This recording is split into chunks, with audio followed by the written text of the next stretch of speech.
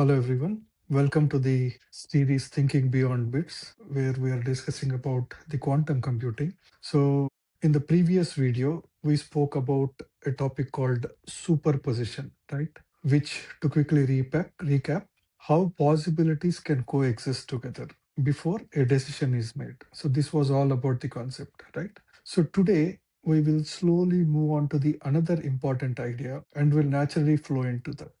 So the idea is what called as entanglement, which is very, very interesting. Is one of the most mistaken or easily misunderstood idea in quantum computing because this is what I have observed basically. So in the beginning itself, let us understand two words. Do not relate with these two words when somebody told about entanglement. It is not telepathy. So it is not something illogical, right? It is logical, where I will just explain you how it is logical.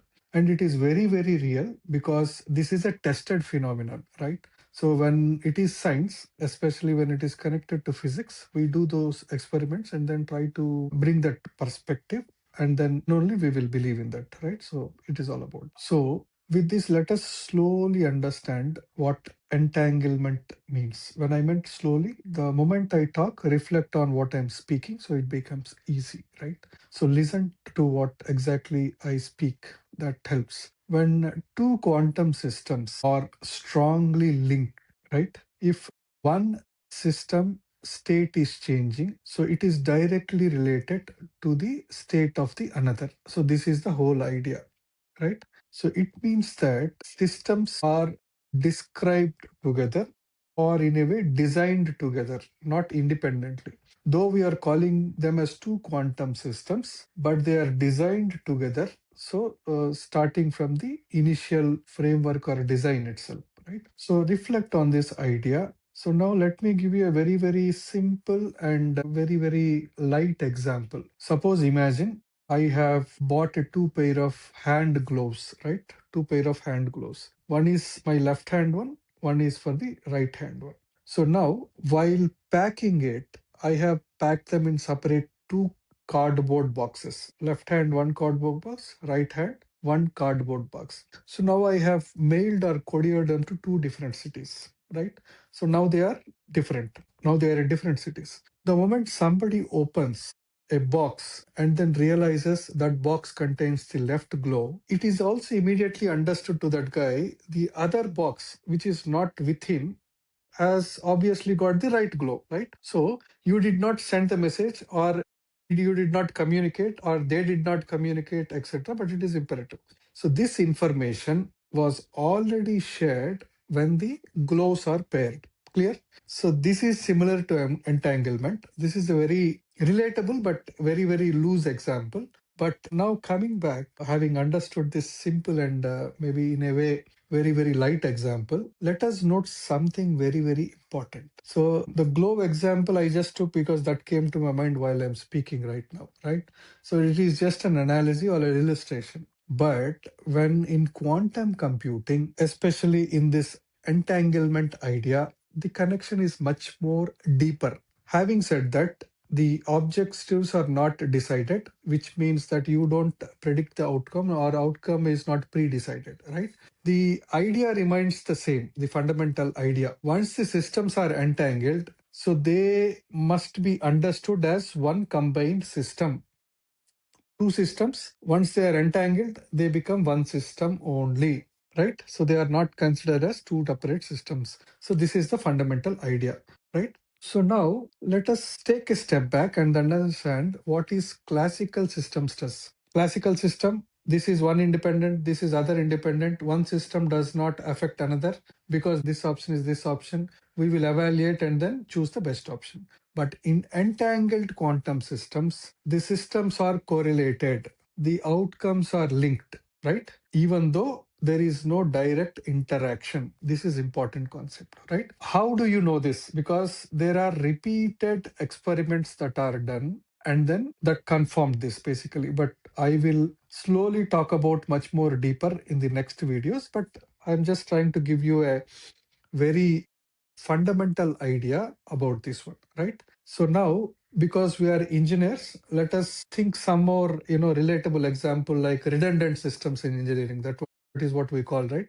Two paired sensors, or the clocks that are synchronized clocks. That's what we call. And then some of the control systems which are linked together, which means that if one changes the state, the other responds in a way that we already can predict, right?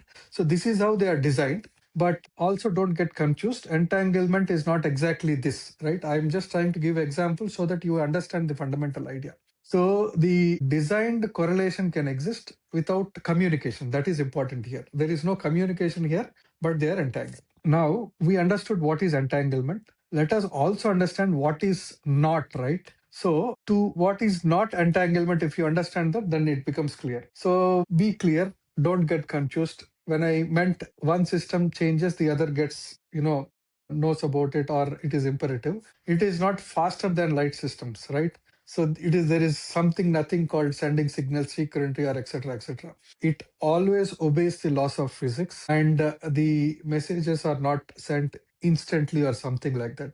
Because as a science believer, we always respect the laws of physics and then try to work well within the limits of the universe only, right? We don't imagine, we don't work somewhere in the imaginary world. No, it's not, the idea is not that. Now, where it is useful, right?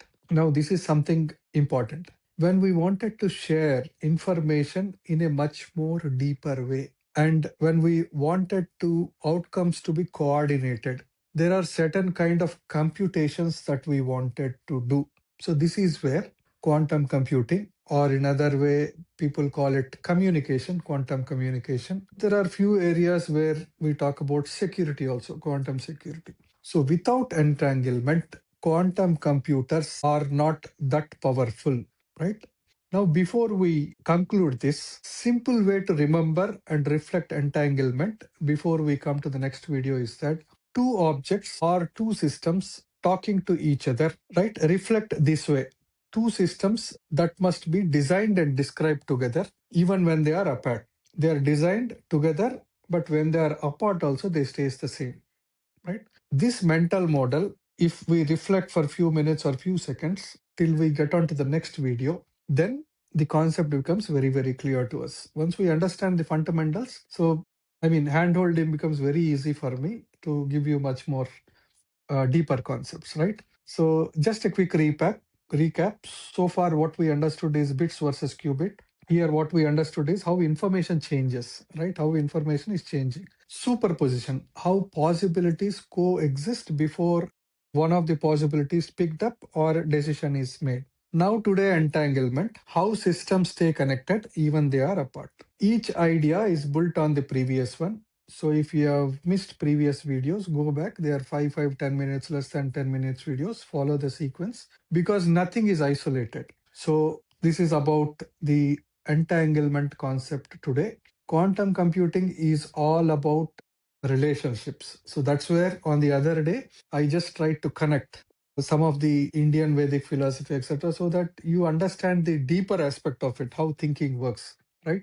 So because it is not a breaking reality, right? So it reveals the same reality that is already existing. And we are talking about how they are interconnected even when they are apart. So the idea to keep it simple is that we will try to collect and then understand via the examples that we see every day, right? In the next video, we will talk about something called measurement, and then why do we need to observe specifically how decisions are made, right? So, I mean, before we get to those concepts, I wanted you to just reflect, think on it a bit so that it becomes very easy. Understanding becomes easy. One step at a time, I think we will clearly go ahead and then progress together.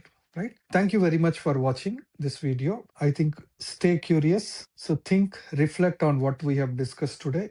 I think I will try to give you some industry related examples where exactly and in which use cases quantum computing is relevant in the next series or the next videos that we come across. Thank you very much for watching. So we will meet soon in the next video.